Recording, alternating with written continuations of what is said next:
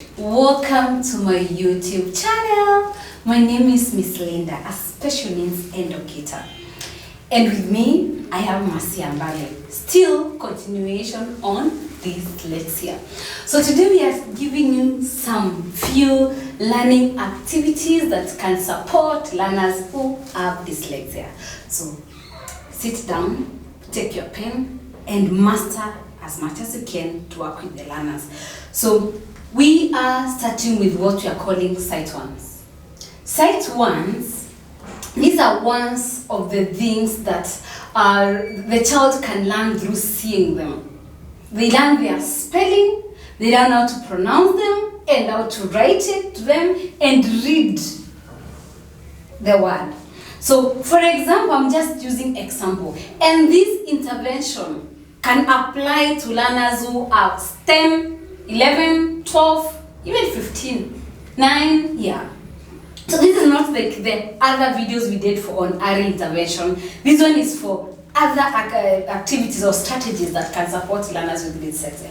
So mom, dad, uncles, and teachers who are at home, you can prepare sight ones for learners who have dyslexia and they are older. You can pick ones that they are struggling with, not specific the ones that I'm using. You can make your own ones that they're struggling with. Then, like me, I have a flashcard of the word happy. Then today, introduce the word happy to that learner. The next day, introduce another word like another word. You can start from simple ones like cost. Cost. You can have other ones like the one family. These are my own ones. You can come up with your own ones that you see your learner are struggling with. These are 3 ones. I have several flashcards here. There are over 50 of them. But I'm just showing you how to use sight ones with just three ones. Of these three ones. So if today you came, Mercy, hold for me here. You can have these 3 ones. Then today you show your child the one happy, if he's struggling with the one happy, or teacher, or class, or classroom, or elegant, or other ones that they're struggling with. You put them on a flashcard. Then you read with them that day. Happy, happy. Let them see, read, spell. See, read, spell. You move to the another one. Family, read, see, spell. If you are working with a learner who is 8 years, you can even have a picture of this word family so that they can now be able to see. It can involve a multisensory way of learning it. Then you can have the word costs. Let them see, read, and spell that word. You can do this every morning when you come, or every evening, whichever time you read with your child who have reading difficulties or who have dyslexia. Have them now every day. Tell them to read. Show them. Let them read. If they essay to read, if they read fa, and they are not able to read, you take the word back. If you give them this one, they say happy, you put it down. You continue with ones as you move. You continue with ones as you move. If it's the word R, they're able to read it the first time, you put it down. When they're not able to read, you repeat. So every single day, you have your couple of ones on a flashcard. Let them read, spell, and see, and you can use picture if it's possible. Then now, after that, you do that over and over. Every day, they are reading, and they are reading the word and seeing the word. They are called sight words. They read, they see, and they spell. And you can move as that. The more they are able to read, to spell, you put it down. They're able to read and spell, you put it down. They're able to read and spell, you put it down.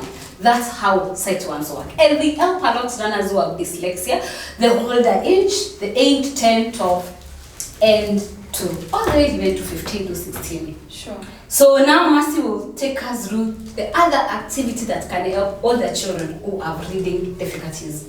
Okay. So, Ms. Linda have this. So, other intervention for learners who have learning difficulties.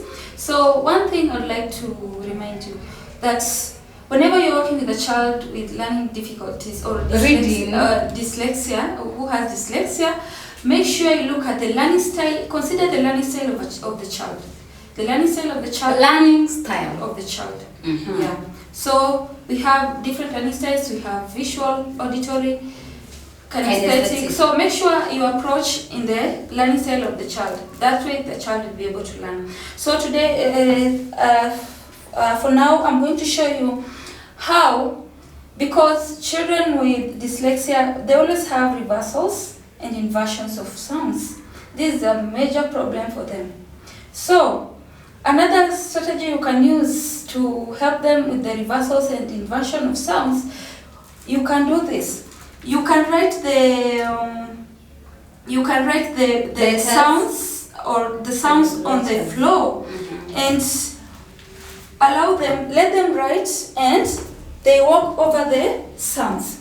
If it's boo, boo, let them walk over the sounds.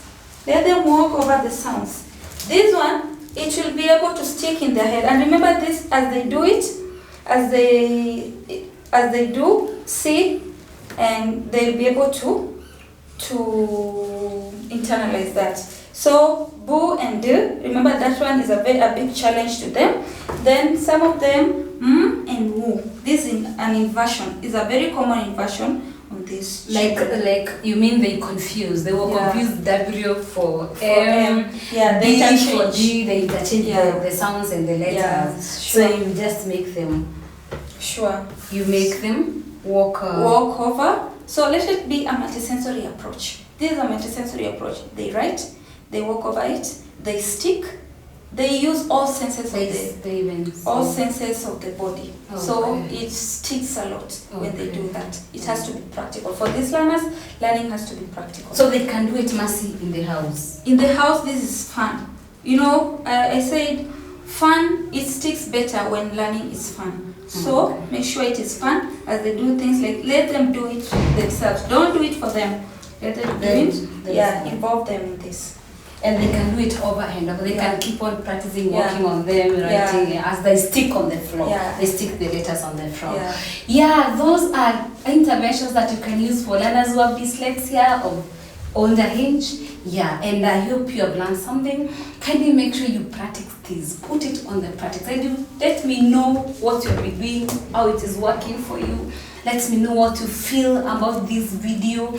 Let me know how you are trying it with your learners there at home or in school. Share with me what you have done with the learners as well.